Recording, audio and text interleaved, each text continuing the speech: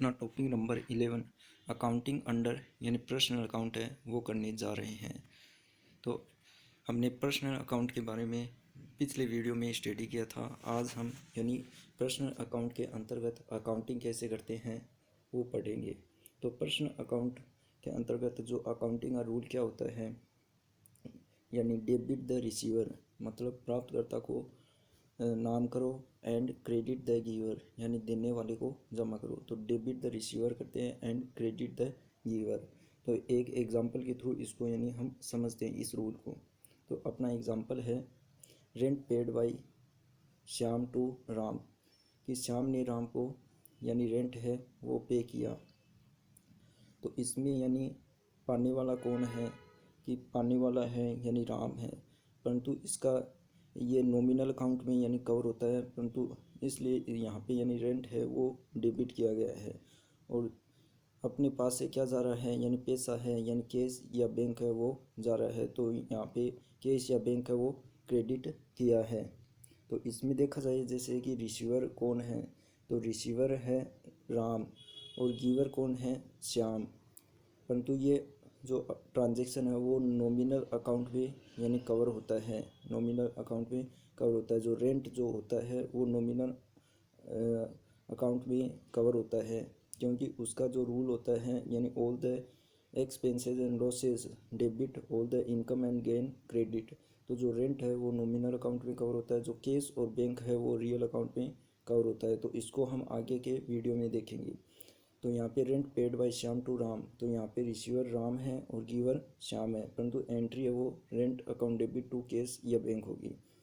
तो यदि एक और एग्जांपल से हम इसको यानी समझते हैं, जैसे Ram paid ₹50,000 to Shyam for purchase of goods, यानी राम ने श्याम को यानी 50,000 रुपये का माल है वो यानी परचेज करने गुड्स परचेज किया उसके लिए पे किया है। यानी राम ने श्याम से 50,000 रुपये का 50,000 रुपीज़ का गुड्स परचेज किया और उसको यानी ये पेमेंट किया है। तो अब यहाँ पे श्याम यानी यहाँ पे रिसीवर कौन हो गया, रिसीवर श्याम हो गया। तो श्याम को हमने क्या किया है, डेबिट किया है और पैसा जा रहा है यानी कैश, तो यानी कैश को हमने क्रेडिट कर दिया। कैश की जगह यदि वो बैंक के थ्रू पेमेंट करता तो बैंक लिख देते, ठीक है।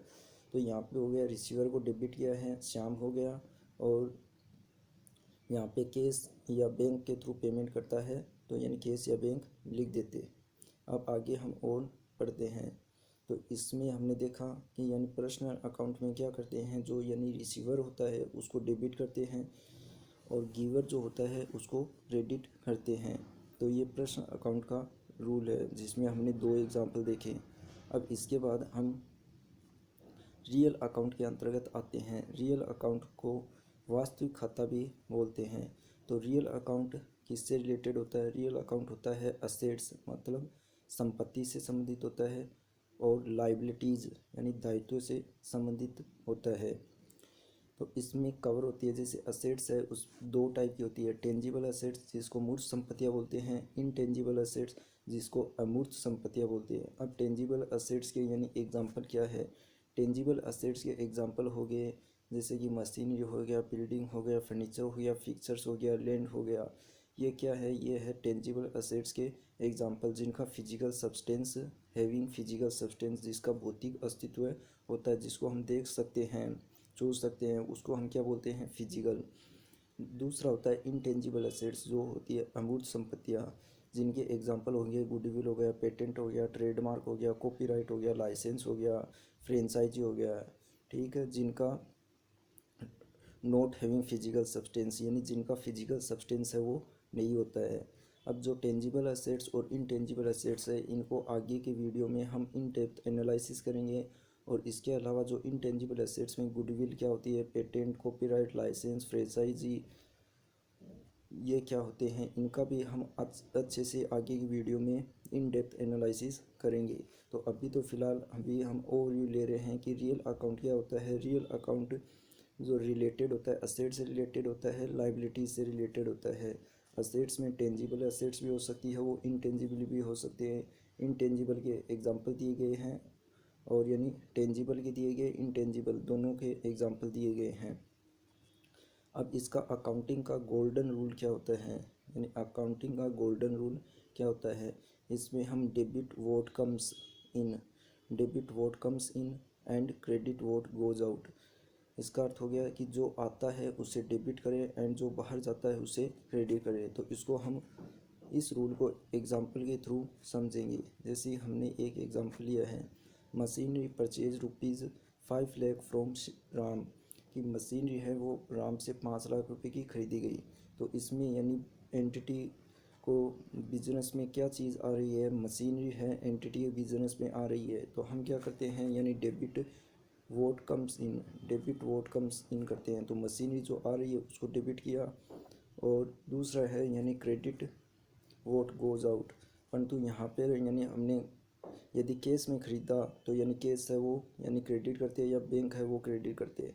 परंतु यहाँ पर हमने यानी क्रेडिट बेस पे ख़रीदा है, तो इसलिए राम को है वो क्रेडिट किया है, जो यानी पर्सनल अकाउंट में कवर होता है। तो यहाँ पे क्या किया गया है, डेबिट वोट कम्स इन, यानी machinery comes in business, machinery business में आ रही है इसलिए मशीनरी को डेबिट किया गया है।